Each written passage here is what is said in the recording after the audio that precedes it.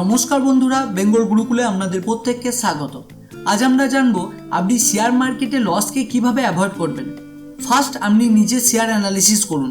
Free tips ও এক্সপার্টদের কথা শুনে কোনো স্টকে ইনভেস্ট করা বন্ধ করুন, কারণ সর্বদা মনে রাখবেন আপনার পয়সার চিন্তা আপনার থেকে বেশি কেউ ভাববে না। এজন্য ডিটেলসে অ্যানালিসিস করার পরই ইনভেস্টমেন্টের কথা ভাবুন। সেকেন্ড পয়েন্ট হচ্ছে ল্যাক অফ পেশেন্স। যখন শেয়ার নিচের দিকে যায়, 100 থেকে 80-তে পৌঁছে যায়, আপনি পেশেন্স রাখতে পারেন না আর সেল করে দেন। কিছু টাইমস পর ওই শেয়ারই আবার 150-তে পৌঁছে যায়। তো আপনি যদি ঠিকঠাক রিসার্চ করে থাকেন, অ্যানালিসিস ঠিক করেন, তাহলে আপনার পেশেন্স রাখাটা খুবই জরুরি। ওয়ার্ল্ডের যত সাকসেসফুল ইনভেস্টার আছে তাদের সবার মধ্যে একটি জিনিস কমন, সেটি হলো পেশেন্স। থার্ড পয়েন্ট হচ্ছে ইন্টারডে। শেয়ার মার্কেটে লস হওয়ার পিছনে ইন্টারডে হচ্ছে একটি বড় রকম রিজন। কারণ একজন ট্রেডার যখন ইন্টারডে করে, তখন ব্রোকারেজ ফার্ম সেই ট্রেডারকে মার্জিন বা লেভারেজ দিয়ে থাকে। মার্জিন হচ্ছে একজন ট্রেডারের অ্যাকাউন্টে যদি 100 টাকা থাকে, তাহলে ব্রোকারেজ ফার্ম তাকে 10 গুণ বেশি অর্থাৎ 1100 টাকা পর্যন্ত ইন্টারডে করার ফেসিলিটি দিয়ে থাকে, কারণ তাতে ব্রোকারেজ ফার্মগুলোর ব্রোকারেজ বাড়ে।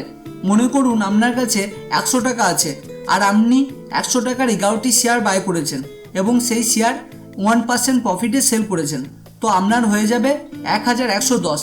যেহেতু আপনাকে ব্রোকারেজ হাউস এক্সট্রা 1000 টাকা দিয়েছে ট্রেডিং করার জন্য, তো দিনের শেষে সে 1000 টাকা আবার ব্রোকারেজকে ফেরত দিতে হবে। আর যদি কোনো দিন শেয়ার বাই করে প্রফিট না হয়ে 5% লসের শেয়ার সেল করতে হয়, তাহলে সেদিন আপনার অ্যাকাউন্টে থাকবে 1045 টাকা এবং দিনের শেষে আপনার থেকে 1000 টাকা ব্রোকারেজ ফেরত নিয়ে নেবে।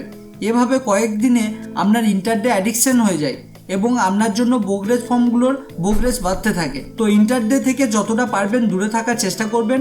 প্রথম আপনার প্রফিট হলেও ওভারঅল আপনার লসই হবে। লাস্ট যে পয়েন্টটি জানবো সেটি হলো don't start with large amount of capital.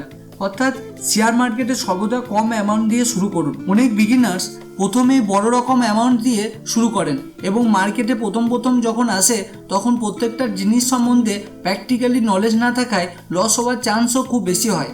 এই জন্য সর্বদা শুরু কম অ্যামাউন্ট দিয়ে স্টার্ট করুন। সো ফাইনালি জানবো কি করা উচিত না যদি আপনি স্টক মার্কেটে ইনভেস্ট শুরু করেন। ফার্স্ট, ওইসব ব্রোকারদের থেকে দূরে থাকুন যারা ফ্রিতে টক্স টিপস দিয়ে থাকে এবং ট্রেডিং করার জন্য বলেন। Second, lack of patience. Share মার্কেটে সর্বদা পেশেন্সের সাথে কাজ করুন যাতে আপনি ঠিকঠাক ডিসিশন নিতে পারেন। থার্ড, সর্বদা ইন্টারডে ট্রেডিং থেকে দূরে থাকুন, কারণ এখানে 90%-এর ওপর চান্স থাকে লস হওয়ার। Fourth, don't start with large amount of capital. সর্বদা কম অ্যামাউন্ট নিয়ে স্টক মার্কেটে ইনভেস্টমেন্ট স্টার্ট করুন। তো এসব পয়েন্টগুলো অবশ্যই মনে রাখবেন ট্রেডিং ও ইনভেস্টমেন্ট করার সময়। আজ এ পর্যন্ত। যদি ভিডিওটি ভালো লাগে লাইক ও শেয়ার করবেন, আর যদি সাবস্ক্রাইব না করে থাকেন অবশ্যই সাবস্ক্রাইব করে দেবেন। কোনো কোশ্চেন থাকলে নিচে কমেন্ট বক্সে জিজ্ঞাসা করতে পারেন। Thanks for watching.